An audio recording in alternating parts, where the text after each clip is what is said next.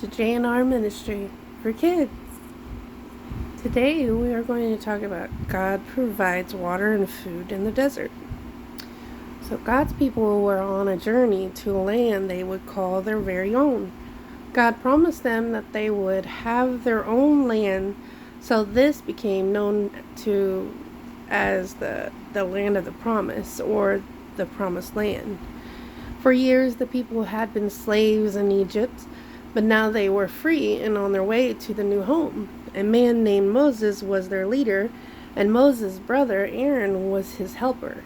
To get to their new home, the people had to walk many miles across the desert. After a few days of travel, the people were very thirsty. The only water they found was bitter, and they could not drink it. The thirsty people began to complain. They remembered their life back in Egypt. They began remembering the good things about Egypt that they missed and forgot about the way Pharaoh treated them so badly. When the people began complaining and wishing they could go back to Egypt, Moses prayed to God about it. He asked God to help the people. God answered Moses' prayer. He gave Moses a piece of wood and told him to touch the bitter water with it. When Moses touched the wood to the water changed from bitter to sweet, just as God said it would. Now there was plenty of water for everyone. God continued to take care of his people on their journey. During the day, God placed a pillar of cloud in front of them to know where the correct way to go. Even though they were in a desert, he led them to other places there where was plenty of water to drink. After more than a month, the people of God arrived in a place called the Desert of Sin and made camp. Soon all of the food was gone, and the people began to doubt that God could take care of them. They complained to Moses and his brother Aaron. Sadly, they even told Moses that they wished they were back in Egypt, where they had been slaves. They said Egypt was better than the desert.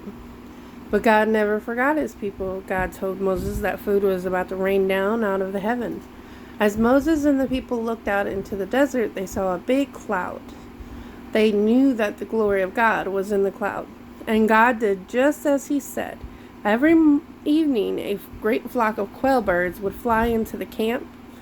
The people would gather them and eat them. And in the morning, when the people woke up, white little flakes like wafers covered the ground. People called this manna. Each day they gathered the manna and took it home to make bread. But God told the people to only gather enough manna to feed their family. God wanted them to do exactly as he said and remember that he would take care of them. But the people did not listen. They were greedy and gathered more than God had told them. They thought that they could have saved some for later. This seemed like a good idea at the first, but then they noticed that the extra manna began to rot and stink. Soon the manna was full of worms. These people realized that they should have listened to God. There was another way God wanted the people to remember him. He told the people that the seventh day of the week would be a day of rest. They were to stop working on the day and make it special. This was a holy day set aside for God, and it was to be called the Sabbath day. There would be no manna on the ground on the Sabbath day. Instead, God told the people to gather extra manna the day before the Sabbath day and to prepare bread and save it to eat on the Sabbath day. Unlike the other days, the extra manna did not rot and fill with worms. But once again, some people did not listen to God. They did not gather extra manna on the day before the Sabbath day, and on the Sabbath they came to gather manna. There was none. They really wished they would obey God. For many, many years, God would provide manna and quail for the people. If they obeyed God, they did not have to be hungry. To help them remember in this years to come, God told Moses to put some of the manna in jar to keep people and keep in the packs as they traveled onto the promised land. That manna did not go rotten. In fact, it stayed in the jar for many years. Ni-ha, it is I, Dave the Duck, and with the verse of the day. Today's verse is, pray without ceasing, give thanks in all circumstances.